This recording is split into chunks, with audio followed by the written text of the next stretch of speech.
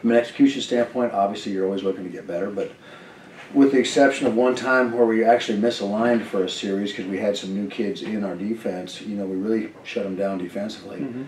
Offensively, we executed pretty well, and the best part about it was I thought we managed the clock really well at the end of the second half to get more points, and I thought that we turned their turnovers into points. And I think we scored every time we were in the red zone, not always touchdowns, which we would like to have. And again, going back to special teams, I thought Johnny Messina and Brady Lawrence kicked it very well, and we even were able to get Matt Sweeney in there to have his first kicks and field goal, and he worked his tail off all summer to be able to do that. So it's always great when you can get more kids in. Morale's up better. They all practice a little harder, and then there's no substitute for game day speed experience, and we were able to get that last. What we wanted to make sure was we can run our base. We're an inside zone team. We're running a zone read team. One of the things that we've lacked over the last couple of years is a personality and an identity, and so I think they wanted to make sure that we established that identity, and I think we took a big step. Our offensive line is older, stronger.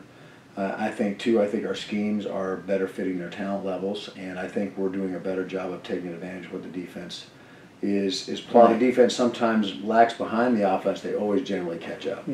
And so I think we were kind of experiencing that on offense, and we hadn't been doing a good job. I hadn't been doing a good job of making adjustments, and so we were able to do that. The other thing that's much better run game-wise is our running backs are more synchronized with the offensive line. And there's a timing, there's a flow, there's a rhythm to offense. And we were out of the physicalness and a toughness level that you have to have in the offensive line. And I think that toughness and that character, work ethic, bringing your hard hat and lunch pail every day, starts in the offensive line, but it tends to permeate throughout your whole team. And if our offensive line sets an example for everybody about the physicalness and the toughness, and hey, we're going to find a way to get it done, even if they know what we're going to do. If that attitude can prevail there, it ends up infecting. This is the first time we met every defensive goal that we had set, and I think the key was to the win was off turnovers. We got two, and we did not have any. That's number one, and then explosive plays. We were able to win those, and then when you win those two statistics, ratio-wise, your team to others, usually about 98% effective. It's winning on first down, and that's another big thing. We've got to hold them to less than 4. We need more than 4, and that goes back to the run game. That's where we've really been putting a lot of our focus, and we were able to execute that on Saturday. And I'm actually paranoid about week 2 because we have not done a good job of stringing 2 good games together. We haven't handled success very well, and frankly, as coaches, we've been very hard on this week. When you're doing anything for a long-term goal, the hardest thing to do is discipline yourself, and that means put in the amount of time, do the film study you need to, do the work ethic, make sure that you're not taking too much rest, making sure that you continue to work at peak performance, because when you have a great win like last week, you kind of think, I got this, I don't have to do this, and so This week we've been very hard on them, and our kids were tough early, and of course now that with classes going, we've gone to the morning practices, and practicing at 6:30 in the morning, waking up at 5 is not easy, and so we're battling that this week to get back into that routine. But so far so good. I think the practices, Wednesday and Thursday have been much improved over Monday and Tuesday, and hopefully we can carry that into the game. Well, defensively, they run a lot of different fronts. A lot of different coverages. They're moving around, they're stemming, and so that's going to be a concern. We've got to be very disciplined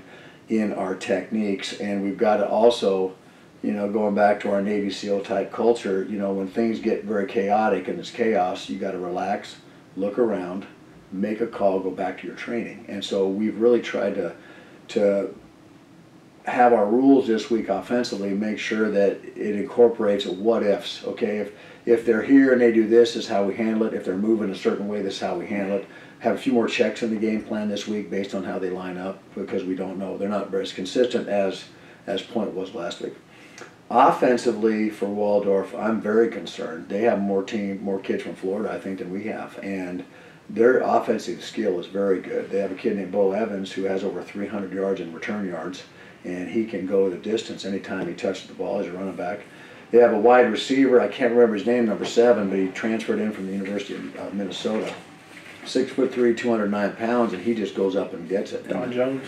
Yeah, he can do it. I like him a lot. And then they have the quarterback. He's a little kid from Miami who, I say little, he's 5'10", but he doesn't hold the ball. He gets rid of it quickly. They gave up 4 sacks the first week. I think they only gave up 1 last week, so he's made the improvement, and he certainly showed the improvement from that first game to second game that you normally talk about. He can run it well, he can pass it well, and he passes it, he picks the matchup, and if he gets, they do a good job of getting that receiver I talked about matched up with inferior person, and they throw it up to him, and he goes up and wins. And so we still got to win first down. We still got to make sure that we shut down the run, and we're going to have to commit an extra person to the box all the time to make sure that we're option sound because of the running ability. He's been at Doane. I think he's been at Waldorf for 2 years. Prior to that, Doane had a lot of success. Doane's ranked number 2 in the country. Not to give a plug to my old university, but go Tigers. But they have a very good scheme, and they're doing a lot of the same things that we do, a lot of the same things that everyone in the country with spread people out, running the zone read, running the RPOs on the outside, and they really stretch the field and force some matchups and one-on-ones that you don't, when you're playing good defense, you always like to outnumber people, and they don't let you do that very much. Bryson is one of those guys that plays with his hair on fire all the time, and he's a big physical kid. He loves the contact. And so, and he also won the Special Teams Award winner too, so he'll be wearing Nick Blakely's jersey this week at number 37 in honor of Nick, who was going to be a great special teams player for us. He just runs down the field. He's a disruptor. He's relentless. He plays to the echo of the whistle all the time. He's everything that you want characteristic-wise of mental toughness, commitment to his team, does what you ask him to do, and then goes a little bit farther. Always is given 100%, no matter if it's practice or whatever. Every rip that he's in, he's getting better, and he's going to make that guy going against him get a little bit better too. And Saturday night, he was going around and he was just knocking people back on the kickoff cover team. And that's a unique thing, because you're going full speed, and sometimes you want to protect yourself. You slow down Bryce. He goes right through it. He's on all our special teams with our punt team. He's a great pass protector, a great blocker. As they're coming, and he gets down the field and makes the tackle is what he does. So, and then defensively, we actually moved him to defensive end. He's extremely quick. He's a little undersized, but he uses his quickness and, frankly, his just hard work ethic to disrupt offenses. Jareem, we're really excited about the future of Jareem. As soon as he actually weighs 115 pounds, we'll be all set. He's a little slight, but he's got great vision. He's got great instincts. He's worked very hard his pass protection, which is one of the concerns given how light he is.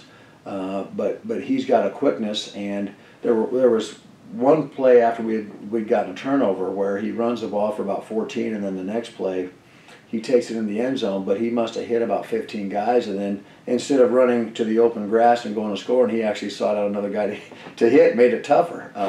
So we hope he learns to not do that, but again, he's got that ability to start, stop, accelerate. No one ever really gets a good hit on him because he's got such great body awareness and kinesthetic sense, and he just has great vision, and he ends up finding holes and creases because he's so patient, and he just has that quick acceleration that he can get through there when he needs to. First of all, we've got to overcome our tendency to think we've arrived, and we got to stay humble and hungry is what I told the team all week. Number two, we can't have any turnovers just like last week, and we need to turn them over. And they are -3 in turnovers right now over 2 games. That's crucial. And then lastly, we need to make that improvement that you talked about between the first and the second game, and continue to make sure that the team that steps off the field Saturday night is better than the one that stepped on the field.